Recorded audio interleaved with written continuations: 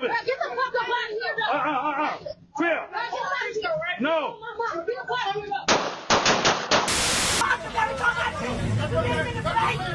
don't give a fuck. I don't give a fuck. I don't give a fuck.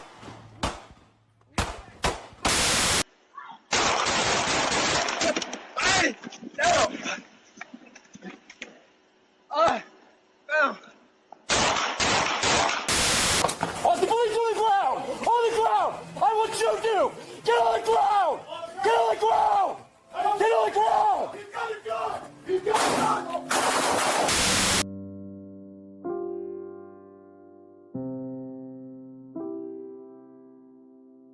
Welcome back, those of you still with us. Before we look at the worst shootings this week, let us break down this week's numbers. From August 11th to August 17th, there were 647 shootings across the United States. In those, 304 people were killed, with 253 victims and 51 perpetrators. There were also 514 people injured. This week, California had the most fatalities with 36 killed across 49 shootings. Texas, however, had the most shootings with 54 incidents and 35 dead. From now on, I am going to rank the cities by total fatalities instead of incidents, and thus Chicago will no longer permanently be number 1. This week, the deadliest city was Los Angeles, who had 12 killed and 14 shootings. This week, the No Shooting Award goes to Alaska, Idaho, and Vermont. Honorable mentions go to Montana, Nebraska, Nevada, and West Virginia, who all had shootings but no fatalities. Now let us dive into the top 10 worst shootings of the week, starting at number 10. Number 10, Tremonton, Utah. Shortly after 9 p.m. on Sunday, August 17th, Tremonton Garland officers responded to a domestic disturbance at a home near 700 North and 200 East in Tremonton. As they arrived, they came under fire from a man armed with a rifle. 2 officers were killed at the scene. Sergeant Lee Sorensen, age 56, and Officer Eric Estrada, age 32. A Box Elder County deputy, Mike Allred, and his K-9 partner, Azula, were also struck by rounds while still inside their vehicle, and were later reported in fair condition. According to Brigham City Police, the first officers called for additional units and then stopped answering the radio. Bystanders eventually persuaded the gunman to put down his weapon. SWAT teams cleared the residence, and nearby residents were told to shelter in place until the area was secure. The suspect was identified as Ryan Michael Bate in his early 30s. He was arrested and booked without bail on suspicion of 2 counts of aggravated murder and 1 count of assault, with formal charging to follow. A probable cause statement says he used a high-powered rifle. Public records cited in local coverage show prior domestic violence allegations at the same address in May 2024 that were later dismissed, and a 2021 misdemeanor assault case resolved and dropped after a plea in abeyance period. State and local leaders later honored the fallen officers as the community organized processions and funerals. Number 9, Kansas City, Kansas.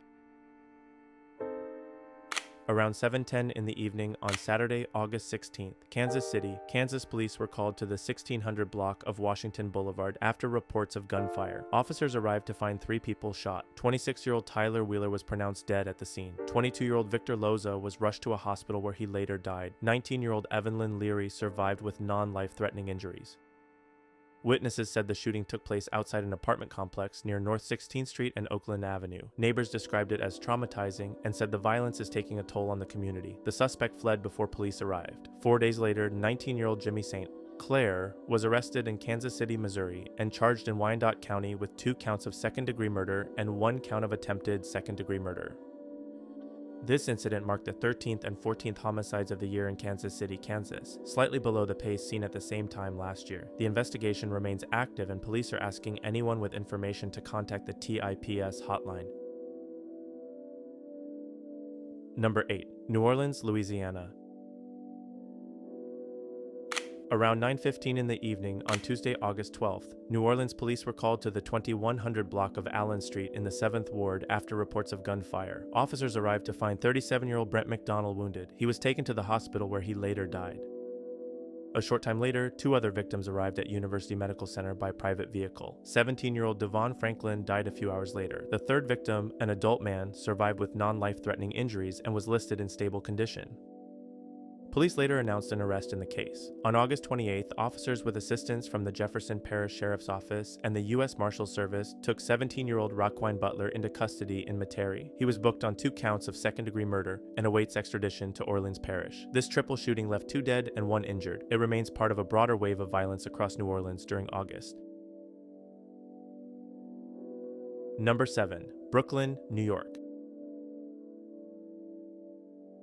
Just before 3:30 in the morning on Sunday, August 17th, police were called to the Taste of the City Lounge on Franklin Avenue in the Crown Heights neighborhood of Brooklyn. The hookah bar was packed at closing time when an argument inside turned violent. Witnesses and police say up to 4 men pulled out guns and opened fire, sending people scrambling for cover. Detectives later recovered 42 shell casings from multiple weapons. 3 men were killed. They were identified as 19-year-old Martin St. Louis, 35-year-old Jamil Childs, and 27-year-old Amadou Diallo. Authorities said St. Louis and Childs were among the shooters, while Diallo appeared to be an innocent bystander caught in the crossfire. 11 others, ranging in age from 19 to 61, were also wounded but survived.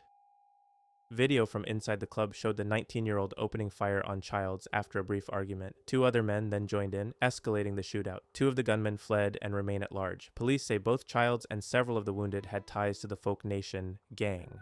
This was the second mass shooting in New York City in just a few weeks, following a Midtown skyscraper attack that left 4 dead in late July. City leaders called the Brooklyn shooting gang related and warned of possible retaliation. Number 6. Lower Brule, South Dakota. In the early morning hours of Monday, August 11th, a shooting in Lower Brule, South Dakota left 3 people dead. The incident happened near an old boat ramp following a powwow. 2 victims were identified as 22-year-old Tyshawn Baptiste, a former high school athlete, and Terrence Azui. Both died from their injuries. Tribal leaders said the suspected gunman also died at the scene from a self-inflicted gunshot wound.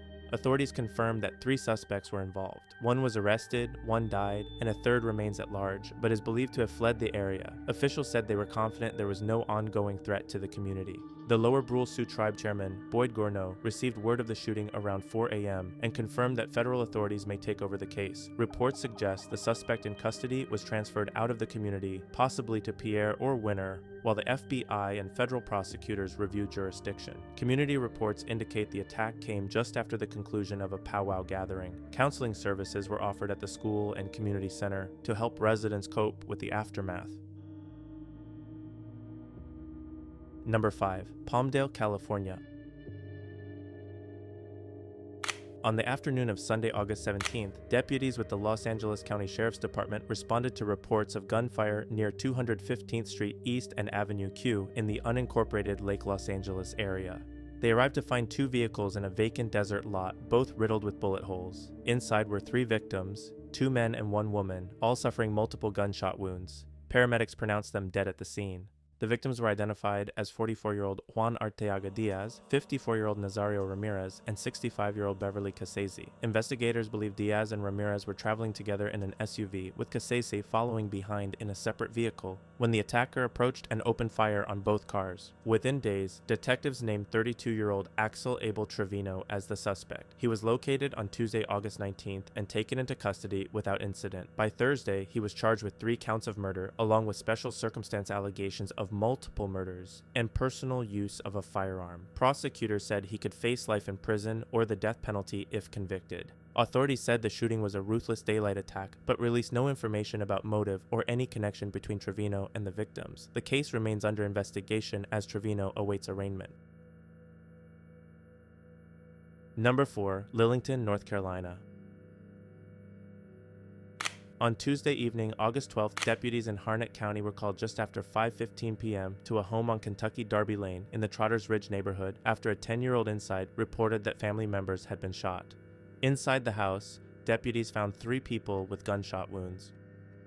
57-year-old Danny Richards and 54-year-old Sabrina Richards were pronounced dead at the scene. 74-year-old Clara Richards was taken to Womack Army Medical Center, where she died hours later. The child who made the call was unharmed. Investigators identified the suspect as a 15-year-old relative who had been living with the family. He left in the family's truck before officers arrived. The truck was found near Highway 87 and Nursery Road around 8 that night, and the teen was located in nearby woods and taken into custody around 11. He was charged with 3 counts of first-degree murder, and earlier filings also listed attempted murder and assault with a deadly weapon. Friends and neighbors said the couple were Army veterans and well known in the community, and that Sabrina was celebrating her birthday the night of the shooting. Number 3. Austin, Texas.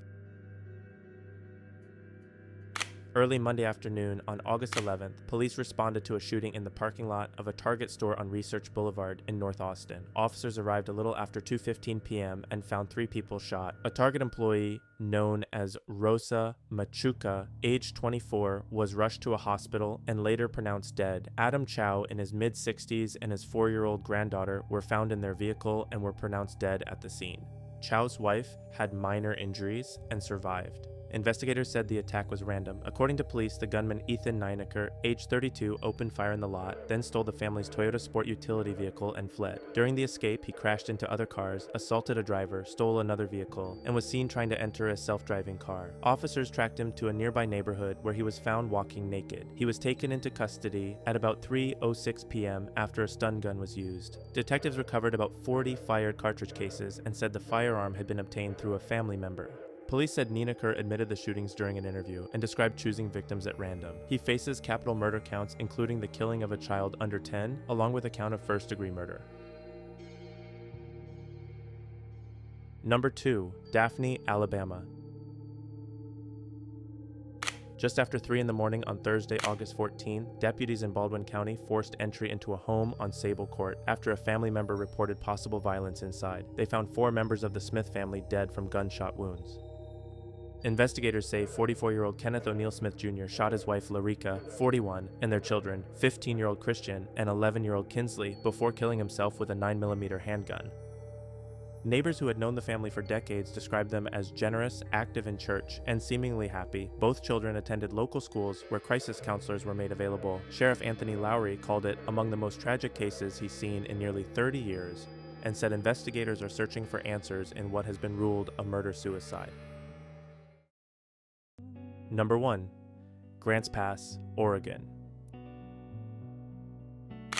On the morning of Monday, August 11th, deputies in Josephine County, Oregon were called to a home on Hussey Lane in the Pickett Creek area for a welfare check. A woman who lived there had not shown up for work, and co-workers became concerned. When officers from the Sheriff's Office and Oregon State Police arrived, they noticed suspicious conditions outside and entered the residence. Inside, they found 5 people dead from gunshot wounds. The victims were identified as 42-year-old Hannah Marie Behe and her 3 children, an 11-year-old boy, a 9-year-old boy, and a 7-year-old girl. Also found inside was 40-year-old Chad Scott Behe, who investigators believe killed his family before taking his own life. Authorities are treating the case as a murder-suicide. The Josephine County Sheriff's Office asked Oregon State Police to lead the investigation with help from the Grants Pass Police Department. Detectives are still working to determine what led to the tragedy. Neighbors and co-workers said Hannah Behe was dependable and well-liked, making her absence from work the first warning sign. What deputies found inside the home left the community shocked and grieving, as an entire family was lost in an act of violence. That brings us to the end of this week's edition. Subscribe for weekly updates on shootings in America. Stay safe, and thank you for watching.